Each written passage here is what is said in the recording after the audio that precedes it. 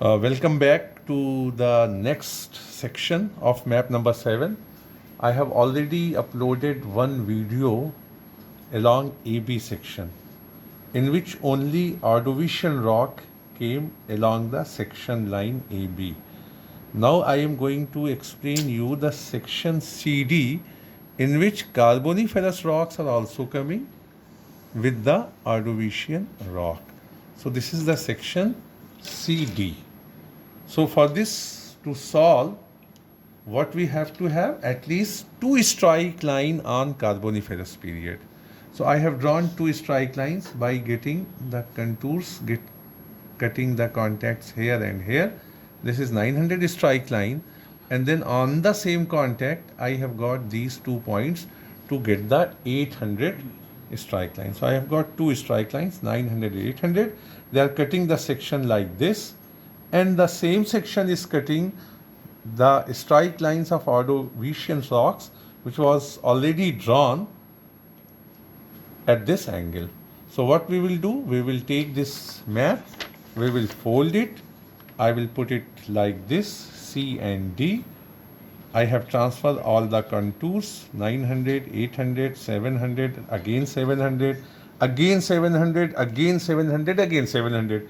700 contour lines, they have come for the 5 times.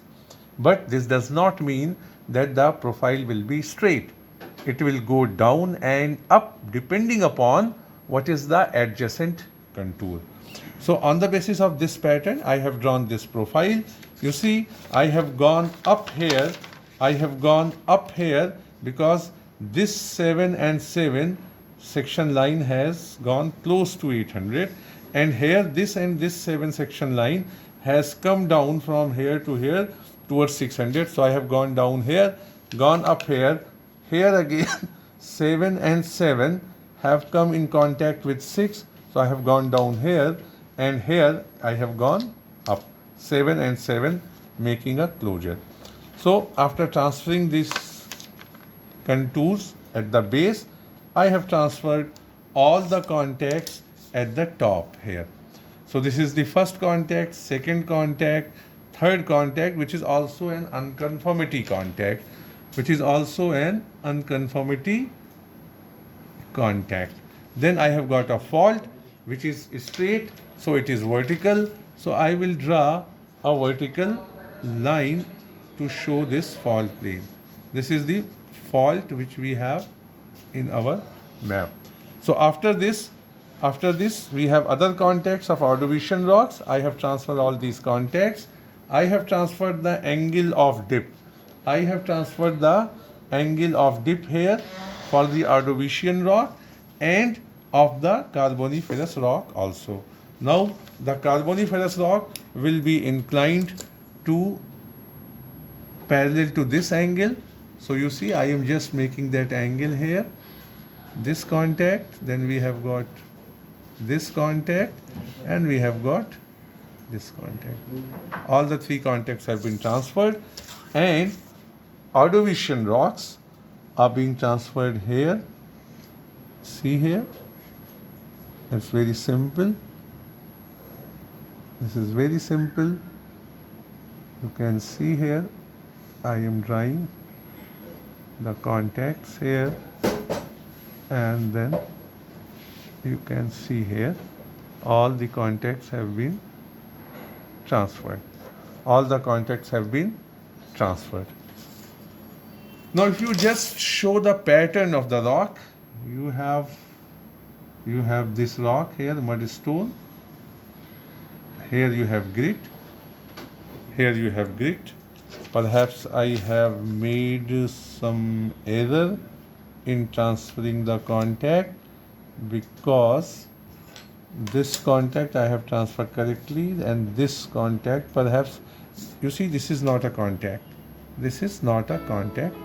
I have erred in drawing this contact. It is extra. So I will take it to be the mudstone. This is mudstone.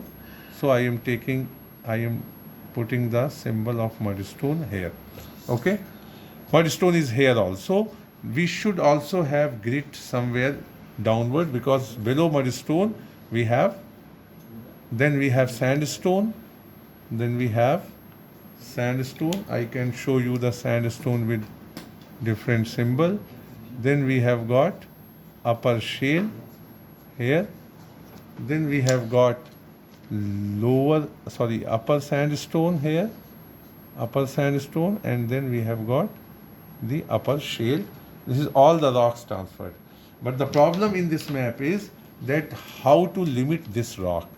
How to limit this rock? We know the thickness of this rock is almost 330 meters here. You see, it came 260 in previous section. Here it is coming 330. That means depending upon your section line, these rocks, they are showing different thickness. So ultimately we have to measure the thickness from the map. So I will explain you how to measure the thickness from the map. I have already explained it, but again I will explain you. Now see, you cannot use thickness of sandstone here, because to use thickness you need to have at least one contact.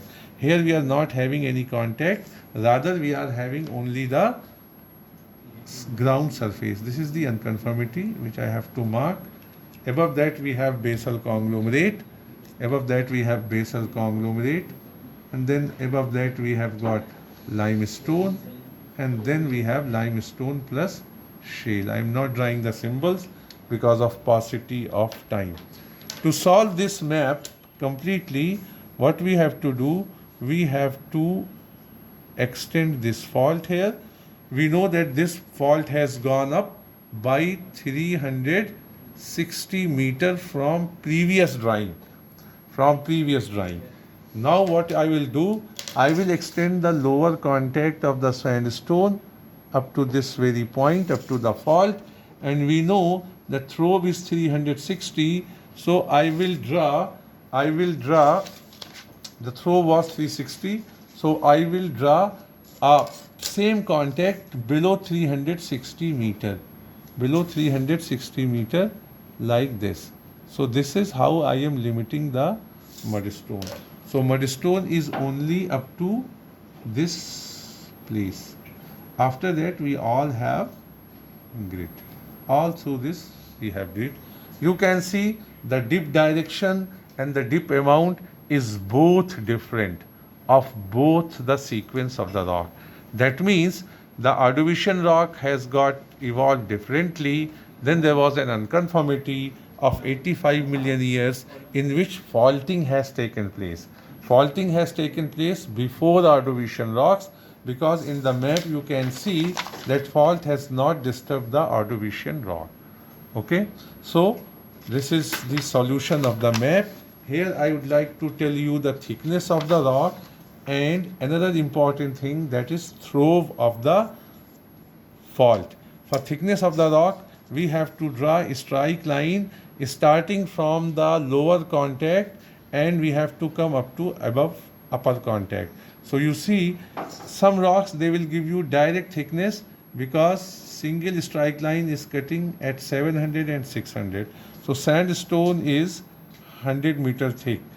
Similarly, if you see this point here and here, it is 700 and this is 400.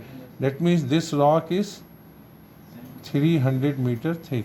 From here, if you draw a strike line here, you can see it is 600 and this is 700. This rock is 100 meters. Similarly, limestone is 100 meter. This rock thickness and this rock thickness of mudstone is slightly difficult. That I will explain you in the next video, and there also I will explain you the displacement along the fault.